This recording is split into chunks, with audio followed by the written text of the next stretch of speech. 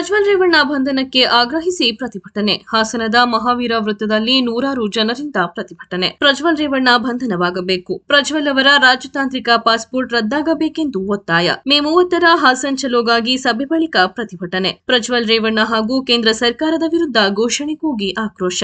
ವಿವಿಧ ಜನಪರ ಹಾಗೂ ಮಹಿಳಾ, ದಲಿತ, ಕಾರ್ಮಿಕ ಸಂಘಟನೆಗಳ ಮುಖಂಡರಿಂದ ಪ್ರತಿಭಟನೆ. ಕರ್ನಾಟಕ ರಾಜ್ಯ ಜನಪರ ಚಳವಳಿಗಳ ನೇತೃತ್ವದಲ್ಲಿ ಹೋರಾಟಕ್ಕೆ ಕರೆ. ಹಾಸನದಲ್ಲಿ ನಡೆದ ಸಮಾಲೋಚನೆ ಸಭೆಯಲ್ಲಿ ತೀರ್ಮಾನ. ರಾಜ್ಯಾದ್ಯಂತ ಸಹಸ್ರಾರು ಸಂಖ್ಯೆಯಲ್ಲಿ ಜನರು ಸೇರಿ ಬೃಹತ್ ಹೋರಾಟಕ್ಕೆ ಕರೆ. ಪ್ರಜ್ವಲ್ ರೇವಣ್ಣ ಬಂಧನಕ್ಕೆ ಆಗ್ರಹಿಸಿ ಸಂತ್ರಸ್ತ ಮಹಿಳೆಯರ ಘನತೆ ರಕ್ಷಣೆಗೆ ಆಗ್ರಹಿಸಿ ಹೋರಾಟಕ್ಕೆ ಕರೆ. ಸುದೀರ್ಘ ಸಮಾಲೋಚನೆ ಬಳಿಕ ಮೇ 30ರಂದು ಹೋರಾಟಕ್ಕೆ ತೀರ್ಮಾನ.